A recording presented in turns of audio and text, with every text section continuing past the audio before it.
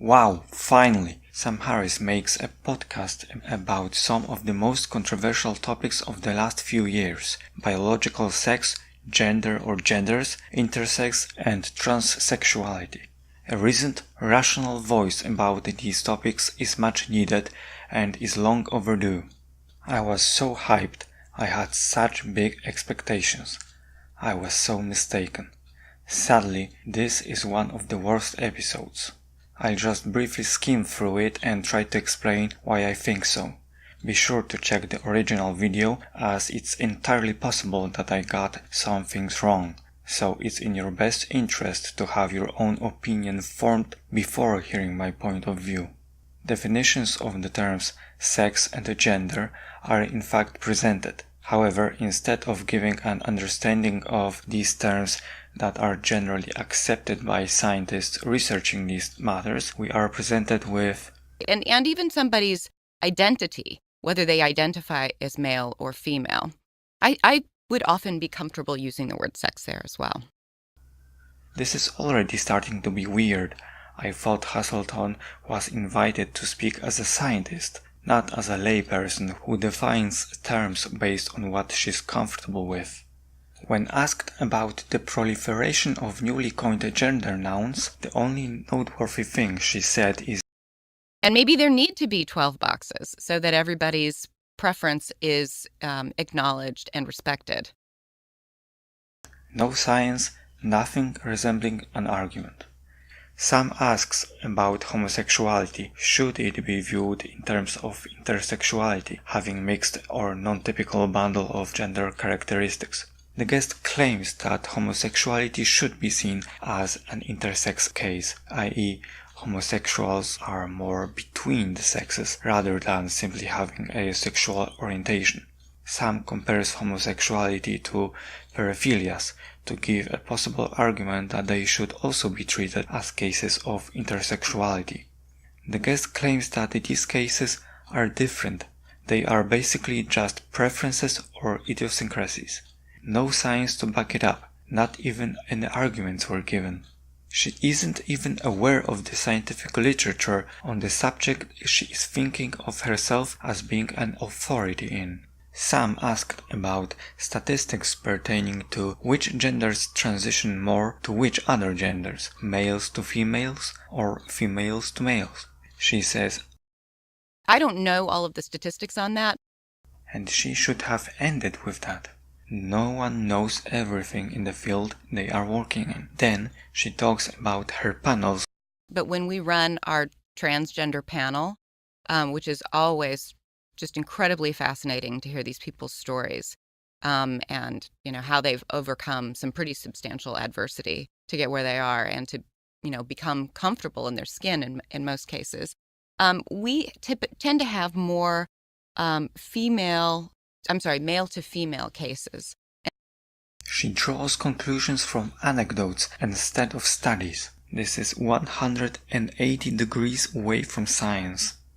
When provided a case that there are biological differences between men and women that have psychological consequences, she says that we should be careful with that because it may basically mean that people will see women as not fit for some jobs, etc.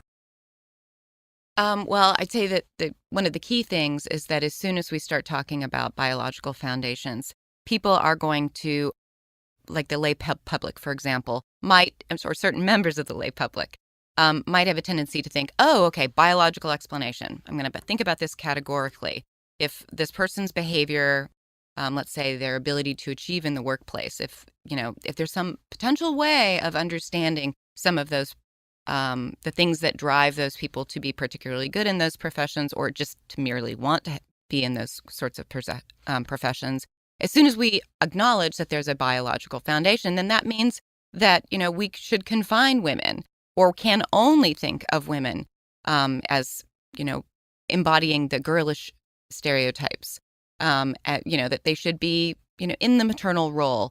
And if they try to achieve, they will somehow get smashed up against the glass ceiling. After a while, she puts forward her own case about large differences in physical violence between the sexes. she is quick to add that we should keep the differences in mind.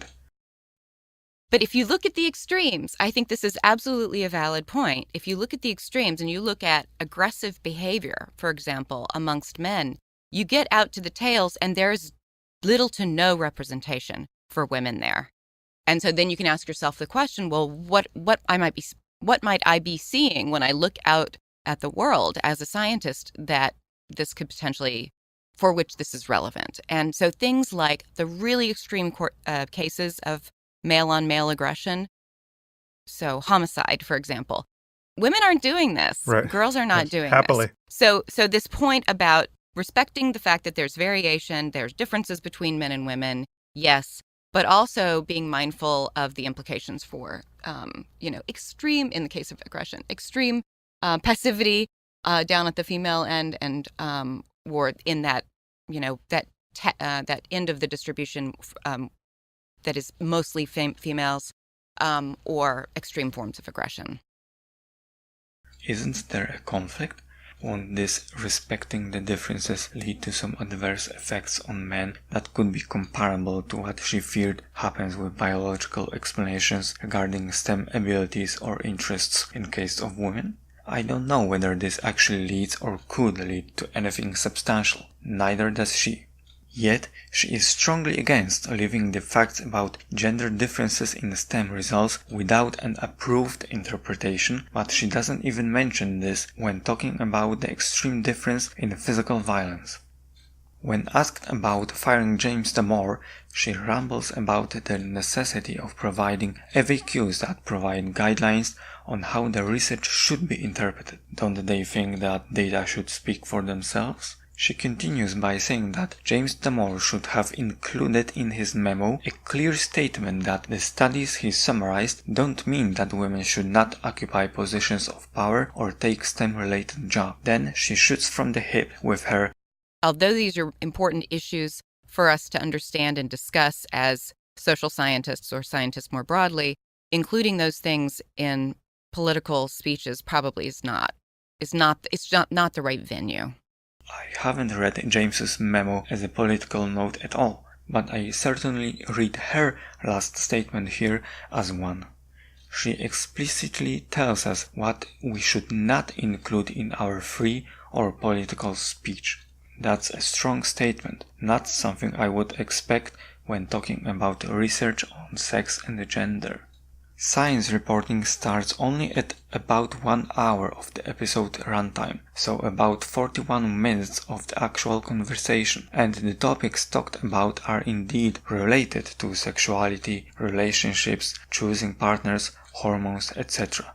These, however, are the less interesting questions, at least for me. In a sense, only then the episode becomes worthwhile, because the conversation is grounded in reality and not just opinion and speculation. In general, I found Sam Harris to not be challenging enough. The conversation proceeded in a straightforward question and response format, with little to no challenge of the views presented by the guest. Because of this, the episode seemed a bit more bland than what we are used to when listening to Sam's podcast. I think Sam chose the wrong person for the episode. Martie Haselton would be a great guest for the second part of the podcast, where the conversation had to do with the topics that she actually does research in and knows quite a lot about. But for the first part, it would be better to find somebody else, if there is such a person, that is. Check the links in the description, like, sub, and connect with me on Twitter. Till the next time.